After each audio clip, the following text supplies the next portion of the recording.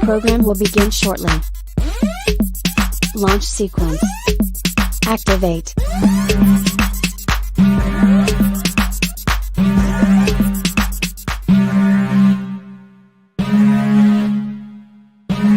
Warning, the following content is not politically correct. Viewer discretion is advised.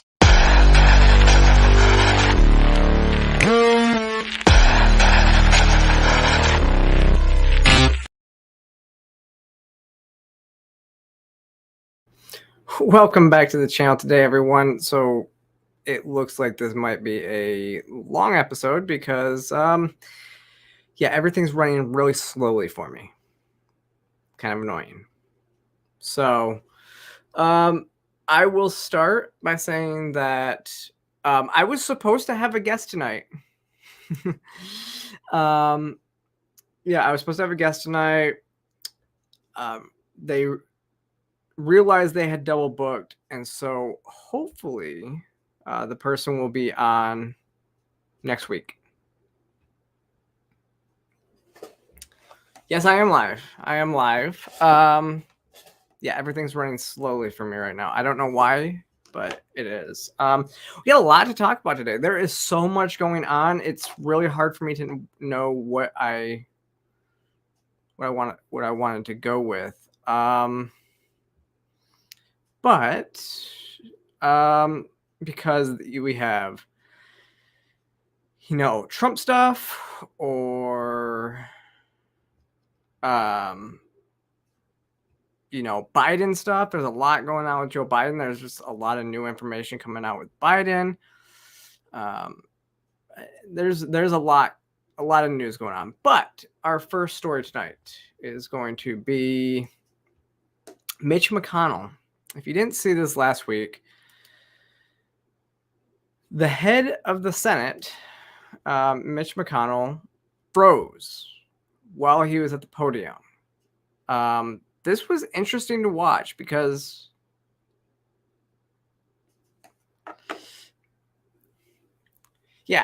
So this was really interesting to watch because,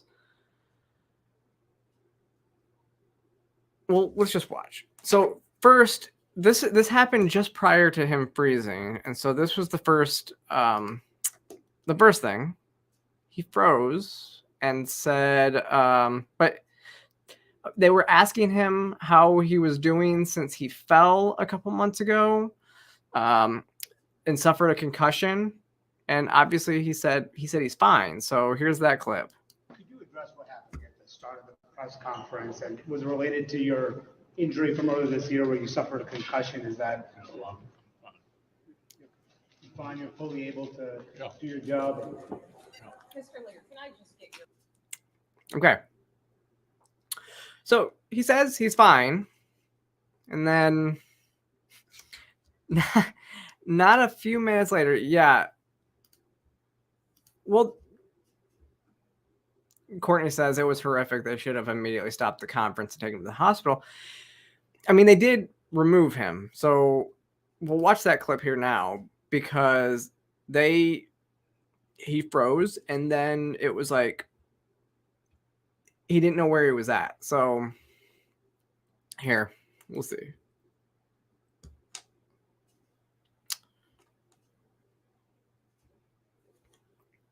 I guess it's got to pull up this the tweet itself.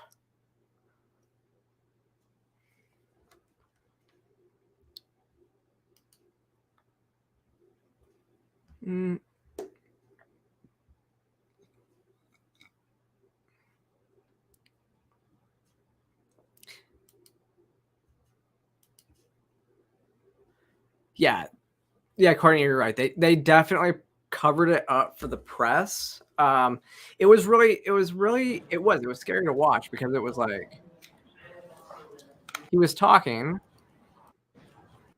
and then he just froze. Like he stopped talking, and that's what everybody jumped in.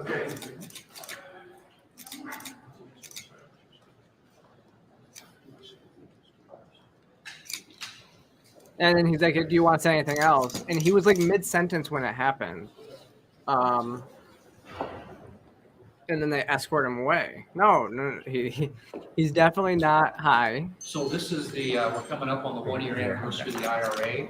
So then they course, so this is the second clip. You can see. Come on. And then they're walking him out.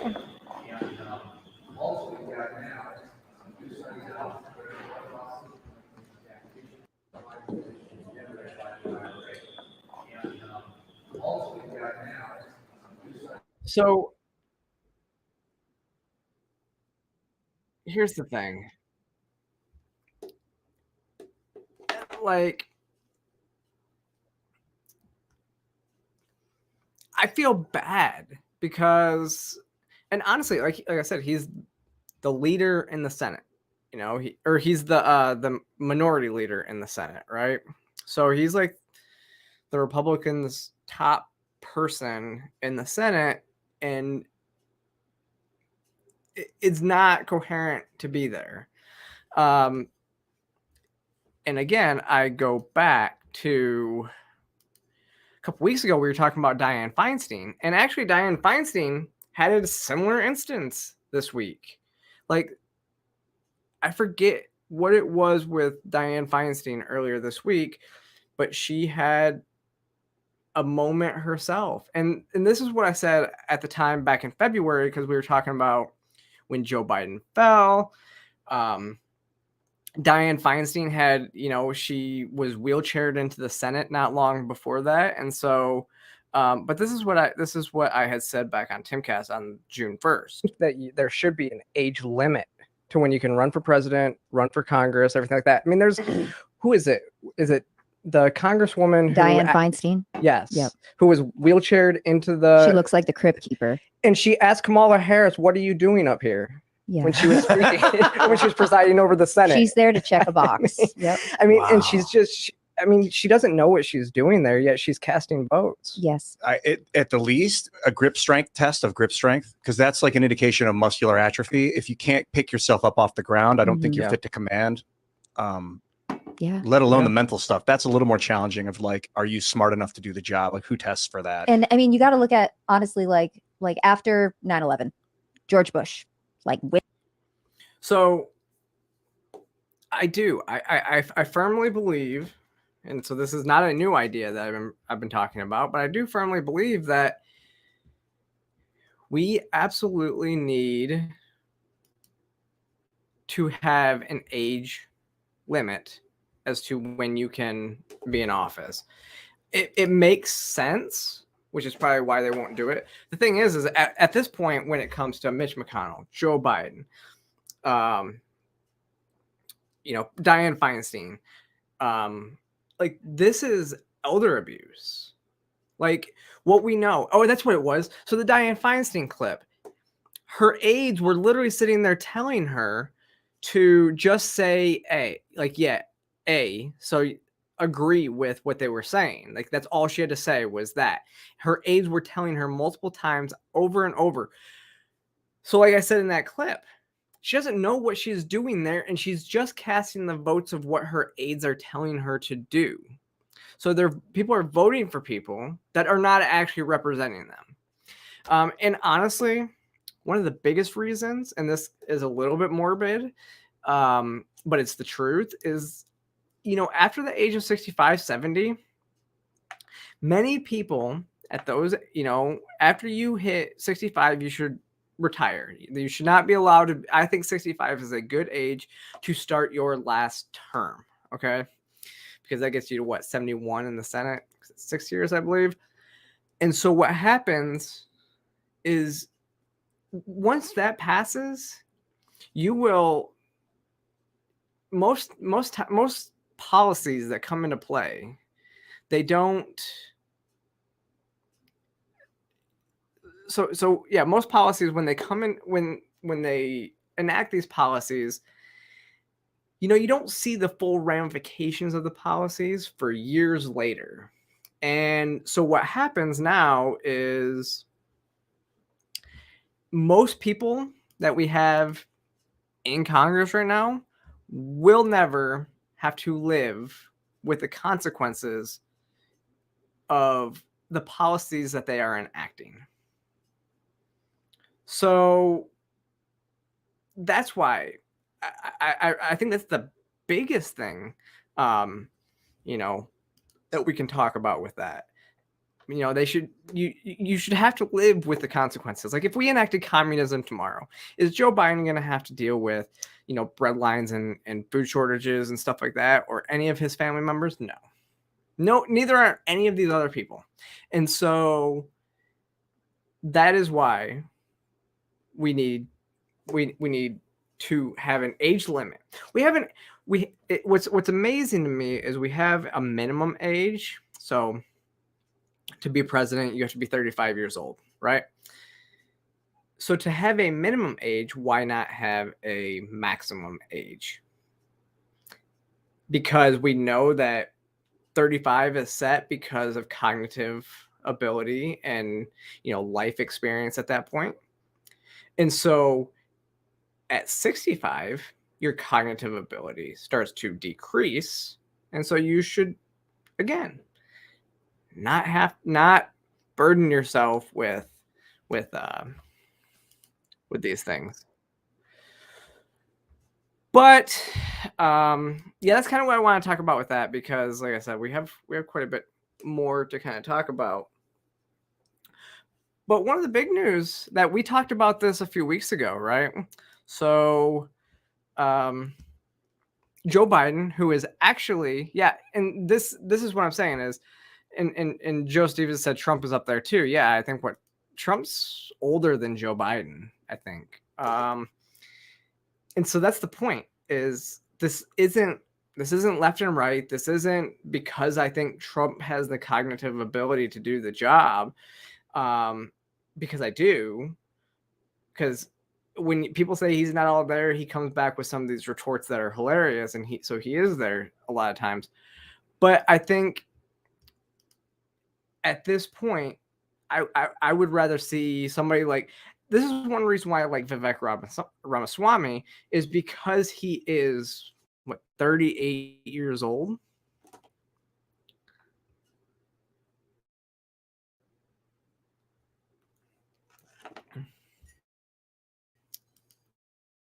Did I? Oh, I froze again.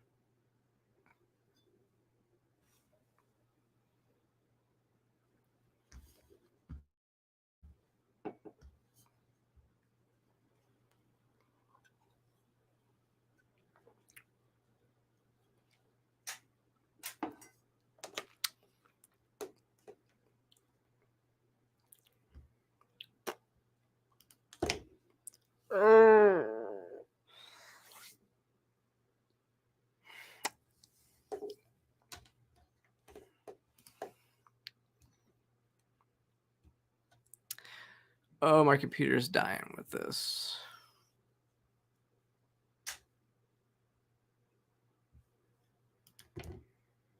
We have to do a hard reboot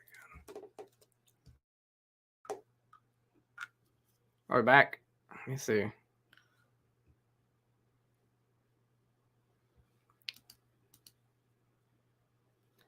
I think I'm still on. So let me see. Okay.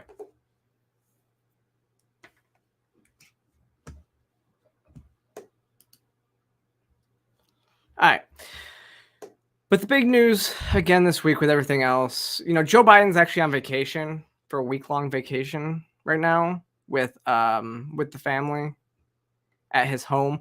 And so the last couple times that he's been to his home in, I forget where it's at. It's only been weekend trips, but now he's there for a week-long vacation. So all right, so when I go out like that, you guys still have audio, so we're good. Okay, thanks. Yeah, I don't know. Again, I told you guys last week or a couple weeks ago that I need a new. I need a new Mac. My Mac is starting to die, and honestly, it would be nice just to have something to travel with, and that's dedicated to streaming. And I could still use this one, but that's here or there. But yeah, so Joe Biden again, is on vacation. Apparently, I'm not one of these people who gets too deep in the woods on, how many vacations a president takes or anything like that. I know all the presidents spend a lot of time playing golf and doing all that, but so does everybody else. Like that's the thing that I don't get. And so people don't realize. Courtney, thank you so much for the super chat. That means a lot to me. Thank you. Yes, to help towards the Mac. Put a Mac fund together, and we will we'll look at promoting that and doing that. Yeah, I do have another computer back here, but I have to figure out how to use it with my normal stream computer. So it's literally set up. It's set up just to live stream like video games and stuff like that, and live stream playing music on Twitch. That's what I actually bought it for. But I would have to probably control the screen from here and then plug everything else into there. It's a workaround that I'm considering at this point, so But yeah, and you're right. Twitter needs to get my subscription up. And thank you as well, Robbie. I appreciate the Mac Fund donations. Thank you so much. I'm gonna put together a list that shows like where we're at. Well, and I actually, so yeah. John, so you're right. One second. Okay, here we go. So you're right. I was just thinking about this today. I played one game, and I was planning on streaming the Harry Potter game, and then that didn't work out very well. Yeah, that didn't work out very well, and so because I didn't have the right system, and so I had to wait. And now I had the game, I just haven't played. So maybe I'll go play and watch and play some video games. I don't know. Oh wait, J.K. Rowling's birthday was today. I didn't know that, so it would have been great just to stream that. But there's so much news going on. And so the story I was leading into again when Joe Biden, who's on vacation, and we talked about this a couple weeks ago, he finally admits that he has 7 children or grandchildren. So because the poll numbers and everybody's kind of been getting fed up with this, is he finally acknowledged 4-year-old, was it Navy? I forget her last name. So if you remember, Navy is not allowed to use the Biden last name as part of the settlement agreement. And actually Libby on Twitter, Libby Evans on Twitter, editor-in-chief of the Post Millennial, she had wrote, do you think that this would be better or something? I said, I actually think, or she asked, I think, what do you think that she should be allowed to Navy Joan? Yeah, right. So do you think that she should be allowed to use, the Biden name? And I said, honestly, she'll probably be better off not being connected to the Biden crime family when all of these issues, come out. So yeah, you're right, Todd. The one thing that Hunter had worth passing on was that the one thing he didn't want to give her. If you remember, he flew to the hearing in a private jet, and it was disgusting stuff. And I'll tell you though, I think that in every way but financially, but the settlement, she got a lot of money. So I think that when she grows up, she'll be fine. But the thing is, don't you think that the other grandchildren are going to want to know like their cousin or even their half sister? Because I think Hunter Biden's got more kids, right? So their half sister, don't quote me on that. Somebody check that.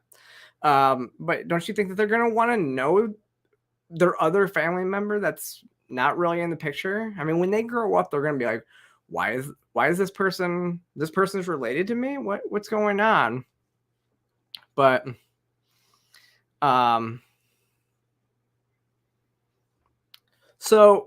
but if you saw this interview, so here's actually back in April when Joe said, I have 6 grandchildren. I have 6 grandchildren, and I'm crazy about them. And I speak to them every single day. Not a joke. Matter of fact, I just got finished going through the calls, and only one of them answered the phone. But at least I got to leave a message. And my oldest granddaughter is named after one of my daughters who I lost in an accident a long time ago, and her name is Naomi.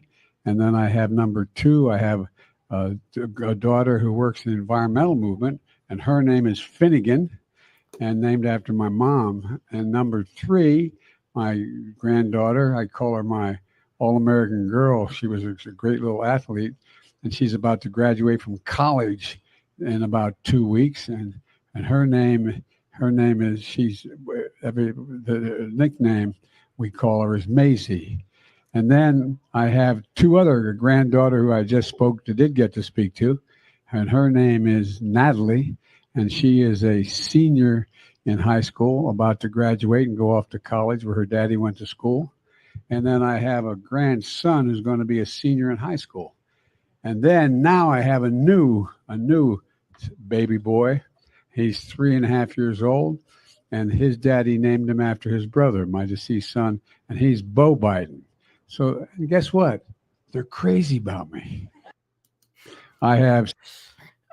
And so that was, obviously he's talking about all his grandchildren. And then you have not too long ago where he said, they asked him about Navy Joan. I'm wondering if you have a comment on this report and court filing out of Arkansas that your son Hunter just made you a grandfather again. No, that's a private matter. I have no comment. But only you would ask that. You're a good man. You're a good man. Thank you guys. This is all Classy. the time we have. So obviously that was Ducey that asked that, and he called him classy very sarcastically, obviously. Obviously he has nothing to say about it. And finally was this week with USA Today. Apparently he finally acknowledged. I have 7 grandkids, 4 of them, 5 of them old enough to talk on the phone. Every day I either text them or call them. So, in actually going back to the article, so apparently was it USA? Is that what it was? No, People Magazine. It wasn't USA Today. It was People Magazine. He said, this is not a political issue. It's a family matter. Jill and I only want what is best for all of our grandchildren, including Navy. So apparently, this is the thing is, it's one thing for Hunter to be a deadbeat dad, but for the president of the United States, who is supposed to be a role model for people, to be a deadbeat grandfather, it's despicable. I mean, and now that finally the polling is out there to be like, you need to acknowledge that you have 7 grandchildren. And, he's so wild. Like, yes, John, you're right. Like, he is so crazy about 6 of them that he talks about them all the time. He's very proud of them. Obviously, as a grandfather, he's proud of them. And then the 7th is like, it's like we're living in like medieval times where, you know, you have a child out of wedlock and they are like shunned, and even though they did absolutely nothing wrong. And that's where it comes from. That's what it seems like. And so they've refused to admit to this point. I mean, we talked about it on this show. I think I've talked about it twice on this show. When Brad Palumbo was on here, we talked about this issue as well, because it's just absolutely despicable. Like I said, but the president of the United States would not even acknowledge his seventh grandchild. Despicable. Let me see.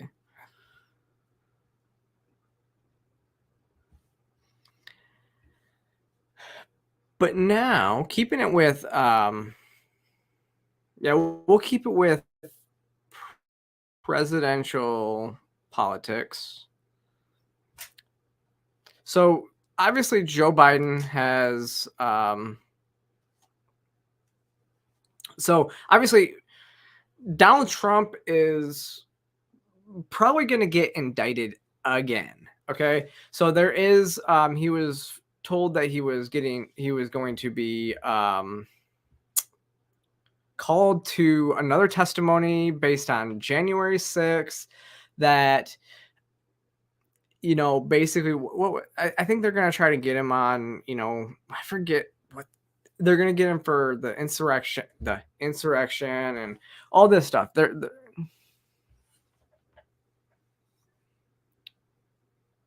So they're gonna get him. They're gonna try to do that, and then after that, stay tuned, because down here in Atlanta, they're gonna try to get him for, you know, interfering with the Georgia election. So, they're gonna try to get him on whatever they can. I think it was Thomas Massey. I saw a clip too where Thomas Massey said, you know, we got to get Ron DeSantis 2 more charges so he can at least try to close the gap when it comes to the polling numbers, because Donald Trump is running away with the primary, and all these indictments are doing is helping him in the primaries. But honestly, my first reaction to this one though was, so Will Hurd, actually, I gotta remember who he is. Well, that was my reaction, was Will Hurd is who? Apparently he's a politician somewhere and he's running for president. So I don't know who he is. Here's what he had to say, and this is what happened actually in Iowa at the Lincoln dinner in Iowa. So here. Donald Trump is running to stay out of prison. And if we elect, I know. Listen, I know the truth is hard. But if we elect Donald Trump, we are willingly giving Joe Biden 4 more years in the White House, and America can't handle that. God bless you, and God bless America. So yeah, I mean, that's kind of how the GOP is feeling about people who are going after Donald Trump right now. Like it or not, I mean, to say that he's running for president to stay out of prison, I think he's right that they wouldn't even be coming after him if he wasn't running for president. You know? Yeah, Courtney, I think you're right. I think, like, Biden's approval ratings are very low right now. I mean, they tried to take credit for the new job numbers this week. If you look at the job numbers, they're still in the negative from when they were, you know, during COVID. So, or pre-COVID. So anytime that somebody shows you like job numbers, don't believe it. You know? Now Donald Trump actually hit back And it was so funny because he said in Iowa last night, I noticed a little known failed former congressman Will Hurd is ridiculously running for president. He quit Congress because he would have been impossible for him to win in his district. He did a really bad job. Anyway, he got seriously booed off the stage when he said that I was running to stay out of jail. Wrong. If I wasn't running or running and doing badly, like him and Chris Christie, with no chance to win, these prosecutions won't even be brought or happening. And I actually think that's true. If Donald Trump was not running for office, they wouldn't be going after him right now. He wouldn't be doing anything. So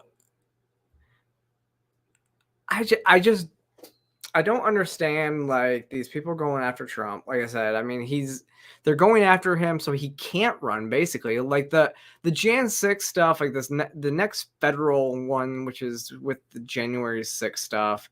They're looking at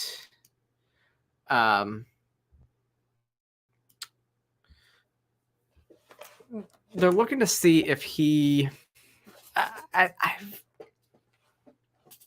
don't even remember what I honestly right now I can't remember what the charges are. Let me see if I can pull this up. And it's off again.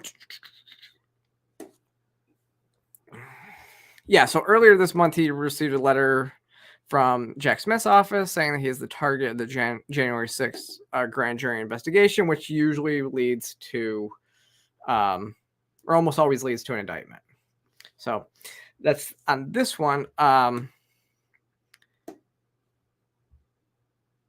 forget what the charges themselves are. So, but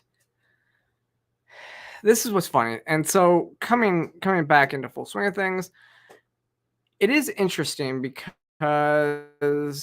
Joe Rogan and Jim Gaffigan talked about some of this stuff on the Joe Rogan podcast. And look, I actually love Jim Gaffigan. I love his comedy. Okay. Because he doesn't get too political in any of the comedy specials that I've seen. I think he's hilarious. But he does have some Trump derangement syndrome. And so when you watch like these clips of him on Joe Rogan and they were talking about Trump and they're talking about Biden, it was very clear of, his biases in that regard. He was giving Biden all the benefit of the doubt and he wasn't giving Trump any benefit of the doubt. So here's one clip that I thought was interesting. I think the January 6th thing is pretty bad. Well, the January 6th thing is bad, but also the intelligence agencies were involved in provoking people to go into the Capitol building. That's a fact.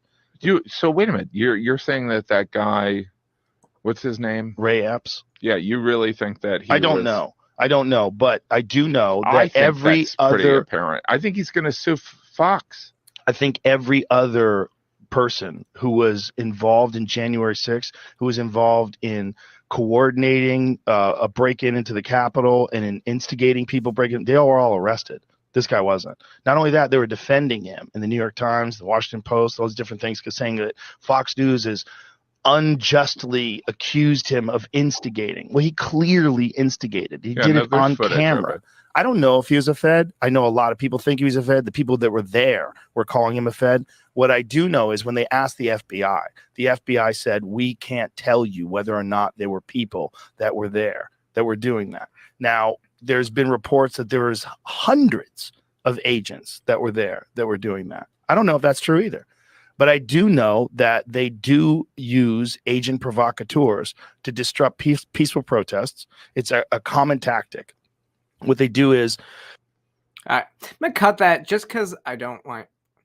I've been daring YouTube to do something for the last couple weeks. I don't really want to get suspended from here, so we're gonna cut that right there. But they basically, go on and talk about what happened at January 6th and how Donald Trump is an enemy of the intelligence agencies, which is true. Donald Trump, it's very similar to what we talked about with John F. Kennedy Jr. or not John F. Kennedy, Robert Kennedy Jr. a couple weeks ago. When you are and actually, if you saw earlier this week, they denied Robert Kennedy's Secret Service protection during the election, which is interesting. I don't think I would actually want Secret Service protection if I was Robert Kennedy, because again, it's the Fed that's going to be protecting you. Oh, I will see you later, Professor Platypus. And yes, actually, I did see Lois's post.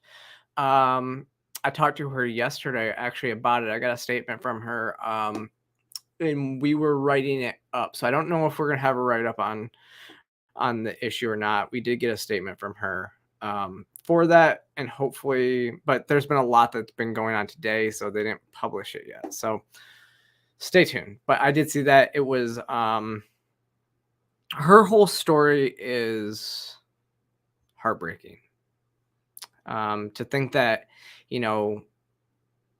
euthanasia is your only way out after transitioning, having a bad experience with transition. It's just heartbreaking. And I think I've been praying for Lois for a long time. I think everybody should, because I don't celebrate her choice. Her choice to go to maids is not a good one. I don't think that should even be a program. But the maids program said it was a possible human rights issue, which is just completely asinine. So sorry to get off on my tangent there a little bit, but maybe we'll talk about that later at another time. Okay. So, but yeah.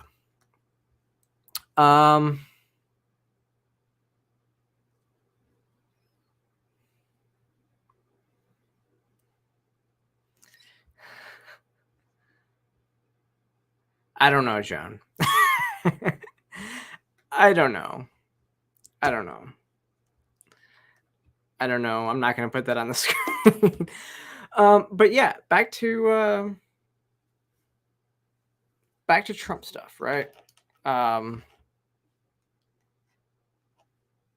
Actually, we're going to move on from Trump stuff. But yeah, so Trump's obviously possibly getting indicted soon. I know that the Fulton County Police are preparing for a protest here in Atlanta, which I will be covering for the Post Millennial when it comes. So I will be down there and bringing you guys stuff. So if it's on a Monday night, if I have to be down at the courthouse on a Monday night, this show could get pushed around. So you guys know where I'm at, though. I'll keep you on check, right? So I think going down and covering, Donald Trump protests would be one of the highlights of my career so far. So,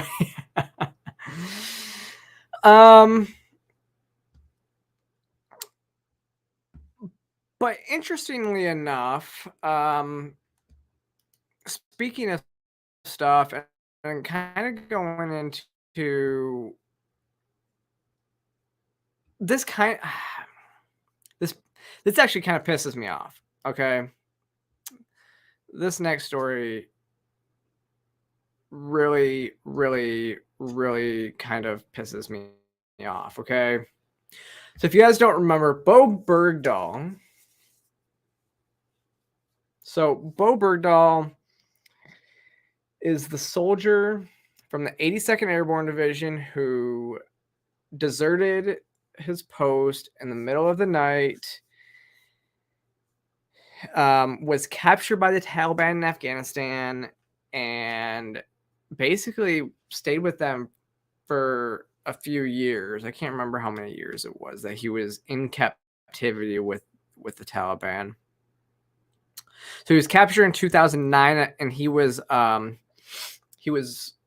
released in 2014, or he was traded for some people that were in Gitmo. So there was like a high profile trade. And here's the thing.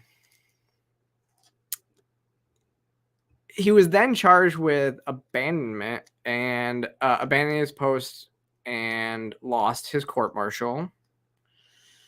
But apparently a judge this week vacated the court martial decision. I mean, he's never spent any time in jail. Honestly, he probably got like an other than honorable discharge or a dishonorable discharge. But the judge in the case vacated it. And look, I'm a little bit close to this one because when I was in Afghanistan in 2013, I remember this guy's face all over my computers, all of my computers, that were like, if you see this person, he's one of us, and we need to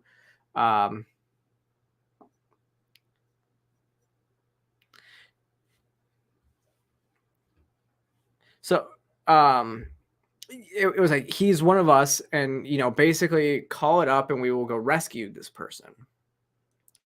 There were many rescue attempts, and actually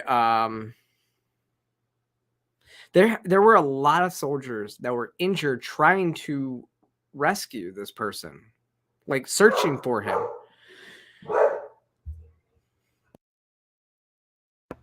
I remember we were searching for him while we were there because, and interestingly enough,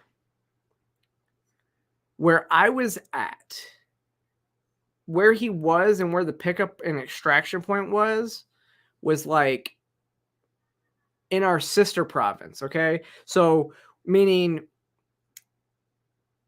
my unit had a FOB, an outpost in one province, and then our brigade headquarters and all the other units were set up in another province. Well, where they were set up is where they ended up taking Bergdahl out, like where they ended up doing the exchange.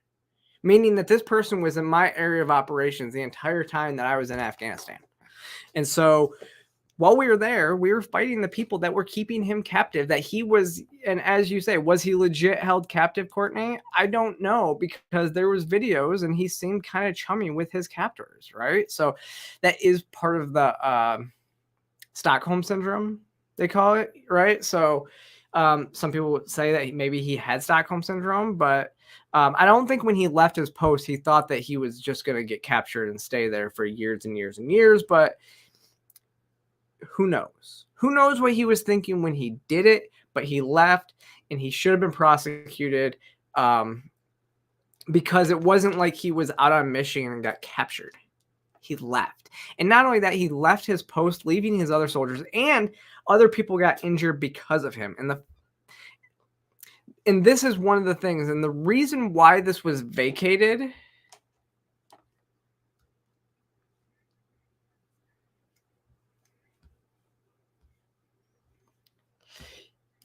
yeah, I mean, I think there was some Stockholm syndrome stuff there. I don't know exactly what it was. Who knows? But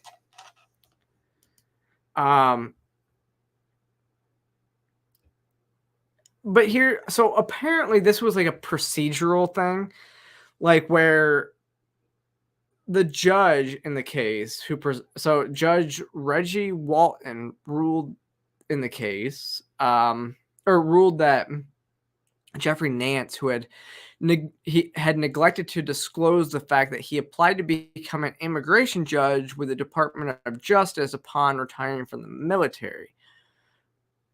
Walton deemed this to constitute a potential conflict of interest, thus rendering the case void. And we see this happen quite a bit.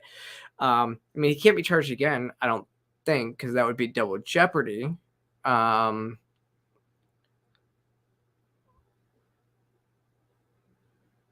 But I mean, and honestly, he's not in prison, so it's not like he is gonna, you know, much is gonna change for him. But he does get this taken off his record, and possibly it could change his discharge status, which means he could get VA benefits. I don't exactly know what it was, but because he left his post, he was swapped for terrorists who had been held at Guantanamo Bay, which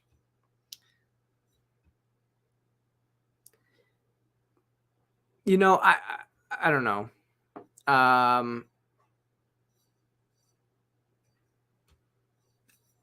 don't know where I stand on Guantanamo Bay stuff right now, honestly. But at the same time, like, these are terrorists who have done stuff against us, and they should be tried at least in their own countries. And it's not okay for us to just prisoner swap somebody like this. And I'm more pissed off that okay, so actually here it was. He was sentenced to he got a dishonorable discharge, reduction in rank to private, and he forfeited of $10,000 in pay, which while he was captured, he was receiving pay. So I'm not even sure that $10,000. I'm pretty sure he probably made out with more money than he. He probably made out with a whole lot more money when he was while he was captured than that $10,000 in pay. So yeah, it kind of pisses me off, you know. Like I said, I'm more worried about our soldiers who got hurt while searching for him. So yeah, that's that. But on to the last story for this evening. Now, remember the Titan submarine that was going to see the Titanic last week, or like couple months ago, that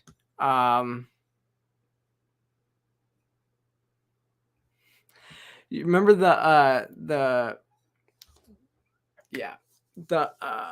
so the co-founder of the Titan sub company, Oceangate, announced this week that he wants to go to Venus, which is interesting. So he wants to create a floating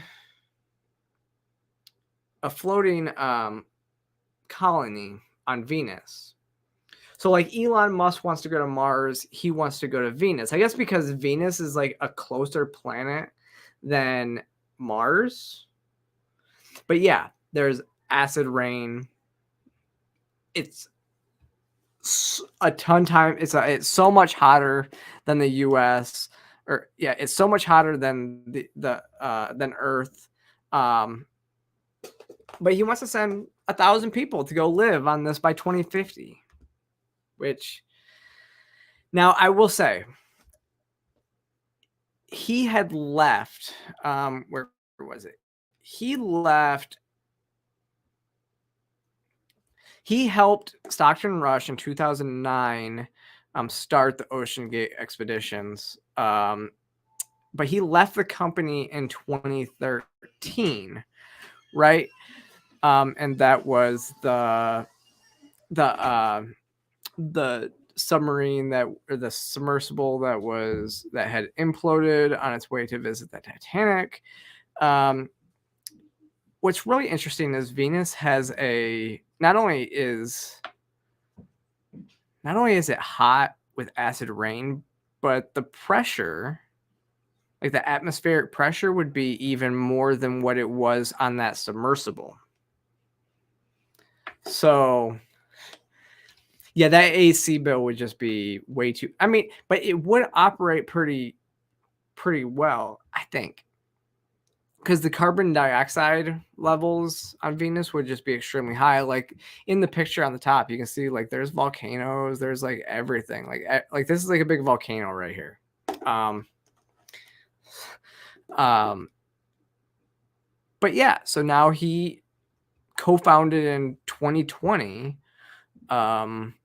Humans to Venus. Now, yeah, because I think they say, like, if you go out to Mars, it's so far out there that it would just take forever to get back, right? So you would just it's a lot harder to do, even though Mars is probably a better place to go. Yeah, I kind of want to know that too, like what kind of drugs is he on and where can I get some, because the most interesting thing about this whole story, I'm going to say, is like he basically was like, in this interview, he was like, yeah, he doesn't think like the Titan tragedy should stop humanity from pushing the limits of innovation, which I do agree. Obviously, we have people like Elon Musk and stuff like that are pushing the boundaries of innovation when it comes to space travel and all this other stuff. But like with Oceangate, they skimped on stuff, and he actually defended. Like he said, Stockton Rush was the only person that would thought to use carbon fiber in the hulls, which a lot of people kind of actually said that like the carbon fiber was possibly the reason why that thing imploded. So, but just having no like self-awareness as to, you know, what happened or anything like that. He actually said, like, forget Oceangate, forget Titan, forget Stockton. Humanity could be on the verge of a big breakthrough and not take advantage of it because as a species are going to get shut down and pushed back into the status quo. And look, I do think that we have people that are big dreamers that can go out there and push the boundaries of innovation. And I just think this is a really stupid idea. Like, who wants to go live in the atmosphere of Venus? Like, if we're going to live in the atmosphere, why not just live in our atmosphere? Like, one of the reasons why he chose Venus is, I guess, because of gravity. Like I said, the pressure would be even higher than what it is under the sea where Titan imploded. But this one just seems dumb. I understand. And actually, apparently, in the interview, he had talked about going to the moon, but the moon doesn't have gravity, so it's harder to think of a concept where you would go to the moon and all that. And then, but which is why I think Musk has it right when he's talking about going to Mars. But even still, like, yes, you push the boundaries of innovation, but you don't just do stupid stuff. Like, I don't get it. And then just to say, forget what happened. I mean, honestly, you read that statement. What do you think that like those that lost their loved ones in the Titan thing, in the Titan tragedy think? Forget that. Forget Stockton Rush. Like, that's who I had to. It took me a second to realize that when I was writing this article, because I was like, "What's Stockton? Was it? Oh, his friend or a supposed friend." He's just saying, "Forget him. We're going to continue with innovation." Yeah, I just don't see Venus being a logical option. But who knows? I mean, maybe the aliens that the government has been kind of telling us now lately that are here, maybe they'll tell us where the best place to go is. Because apparently they've made it. You know, I will tell you, when it comes to the alien stuff that we've been hearing a lot about, I don't trust it, mostly because it comes from the government. It kind of makes me wonder, you know, what they're actually hiding. But that's just me. What are they hiding? Because why would they now all of a sudden acknowledge that there's aliens here when there's been years and years and years and years and years. Oh, wait, it's because that the aliens supposedly are telling our elites that we need to pass their whole agenda. We need to depopulate and all that stuff. That's what they're saying. That's what the interviews on this stuff are saying. So I just think it's a distraction. Do I think that there is possibly life out there? Yes, I do. I think it would be naive to think that in this entire galaxy or this entire thing that we call space, that there's no other life out there. But I do also acknowledge that the way that Earth is set up, it's unique. It is an act of God that we have Earth, because everything was set up perfect specifically for this, for what we have here going on. So I don't know, I just don't think that the Venus is where we want to go, but that's just me. Well, anyways, y'all, coming up to the top of the hour, I just want to thank y'all for joining, because and getting through some of these the glitches and stuff like that we've been having the last couple weeks. Hopefully we can not have these going forward. I think my guest, I'm gonna check back with them, and hopefully we'll have the guest next week. But special announcement right now, on Thursday, same time on Thursday, so 7:00 on Thursday, I have a special guest that I'm interviewing. So I'm going to be doing a special interview show with Lou Perez.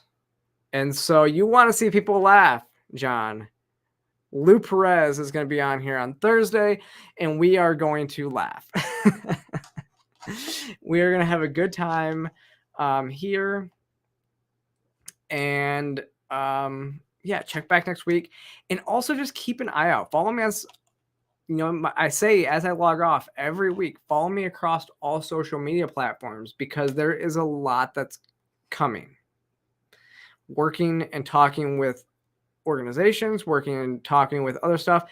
It may not be on this channel, but we have more stuff coming hopefully in the future on other platforms.